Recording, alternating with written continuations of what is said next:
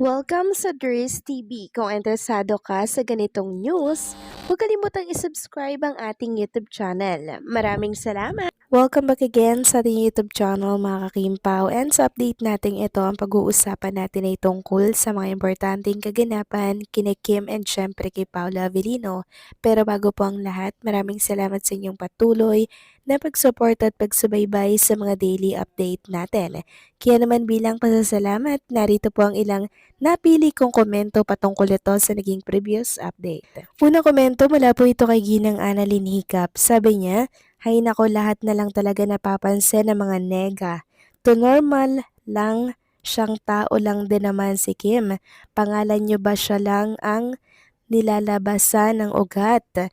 Yung manlalait sana kay Kim, tumingin ka muna sa salamin. Baka naman mas pangit ka pa sa kanya, pati ugali mo pangit. Kim Pao forever." So maraming salamat po sa komento, Ginang Annalyn Hiccup. Tama po kayo dyan, panay negative ang napapansin kay Chinita Princess kasi yun lang yung alam nila, yun lang yung nakikita nila kasi wala silang maibang maipuna po kay Kim Chu kasi nga po alam naman natin na talaga namang down to earth, mabait, matulungin, marunong makisama, lahat na mga kakimpaw. Kaya naman wala po silang maibatong iba kay Kim Chu, kundi yung litid sa leeg na kung saan visible pag bumibira si Chinita Princess.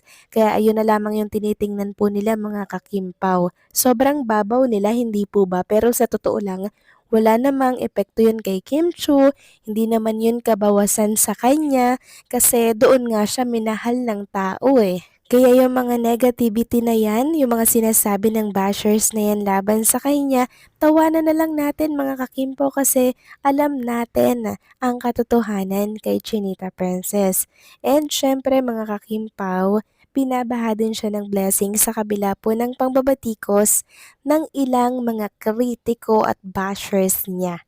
So maraming salamat sa komento, Ginang Annalyn Hiccup. God bless po and mabuhay kayo. Next comment naman mula po kay Ginang Marieta Tomenes. Sabi niya, "Good PM Ders, ako malakas ang aking paggalang at respeto kay Pau. Hindi lolokohin ni Boss si Kim. Dahil alam naman natin at nararamdaman na mahal ni Pau si Kim. Tsaka nasa tamang edad na si Pau. Ang talagang hanap ng Kim Pau ang pagsasamahang totoo at walang lokohan na relation. Malakas ang paninindigan na sila na sa bawat isa. God bless and good luck. Ingat kayo palagi." Naku, maraming salamat sa komento, Ginang Marieta Tomenes. So yan din po yung nararamdaman ko. Yan din po yung nararamdaman ng marami, 'di ba? Na seryoso, may respeto si Paulo kay Kim, and syempre sa mga babae, 'di ba? And malakas din po yung pakiramdam natin na hindi lolokohin ni Paulo si Kim.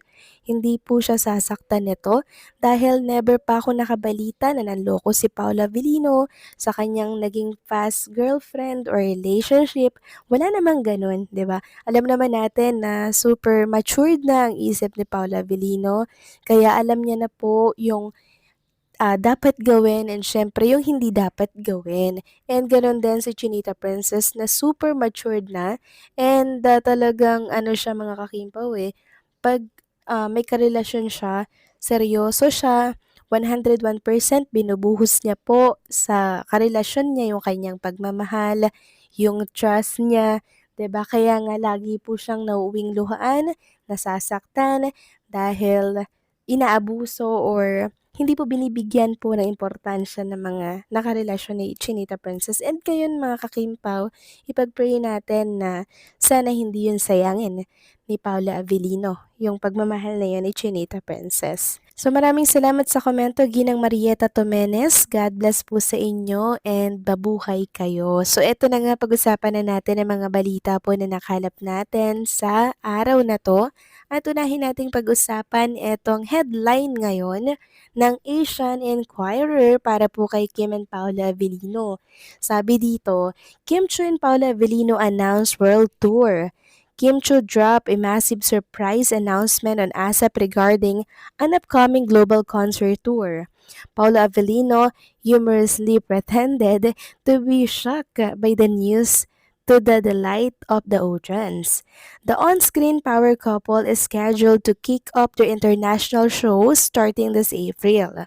This major project marks their latest collaboration following a string of successful dramas and films. Fans immediately expressed their excitement online as duo prepares to travel extensively abroad.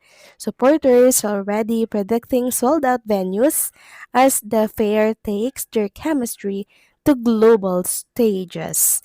The tour solidifies their status as one of the most in-demand partnership in Philippine entertainment. Yes, agree ako dito mga kakimpaw na talaga namang sila po ang in-demand and phenomenal couple ngayon. Samantalang reminders lamang mga kakimpaw, keep voting Kim Chen, Paula Avellino and BP Choice Awards app.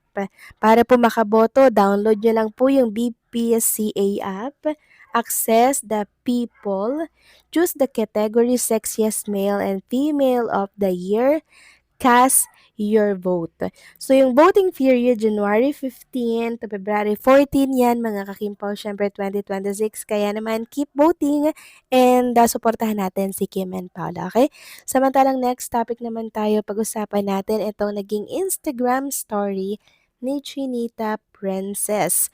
Walang iba kundi po ang bouquet of flowers na talaga namang super gaganda, super kukulay, iba-iba yung color, may pink, may violet, may white, may parang orange. So, ang katanungan po ng maraming fans, saan kaya nanggaling itong bouquet of flowers ni Trinita Princess? Parang ang aga-aga pa nito for Valentine's. So, sino bang magpapadala nito kay Trinita Princess, mga kakimpaw? Or sino ba yung ibang magbibigay kay Trinita Princess? So, meron ako mga naiisip. Syempre, andyan yung kaibigan. Hindi rin mawawala syempre si Paolo Avellino, mga kakimpaw, di ba? Parang every Valentine's, every birthday ni Kim Chu, meron po yung pa-bouquet of flowers. Pero syempre, hindi na lang po pinopost ni Kim Chu. So, super malihim na rin talaga si Kim, mga kakimpaw. Namamana niya po si Paula Avellino sa kanyang pagka-private or pribado. 'Di ba? Talagang privacy is power, mga kakimpaw. Dahil, syempre, mga kakimpaw, yun po yung choice nilang dalawa. And, syempre, pag pribado po ang iyong buhay, hindi ito malalaman ng iba. Yun mga kakimpaw, yun yung iniingatan po nila, yung privacy na meron sila ngayon. And kung ano lang yung gusto nilang i-share, yun lang din po yung i-share nila, na which is good naman mga kakimpaw. Kasi nga po, public figure sila, tapos alam pa po ng lahat kung anong meron sa kanila. E di wala na pong privacy na tinatawag, mga kakimpaw, di ba? Kaya kung kanino man galing ang bouquet of flowers na to, mga kakimpaw, nako, kinikilig na naman po ang mga Kimpaw fans. Huwag kayong mag-alala kasi alamin natin yan sa mga susunod na update, okay? So paano mga kakimpaw, hanggang dito na lamang pong update natin at maraming salamat sa patuloy na pagsuporta.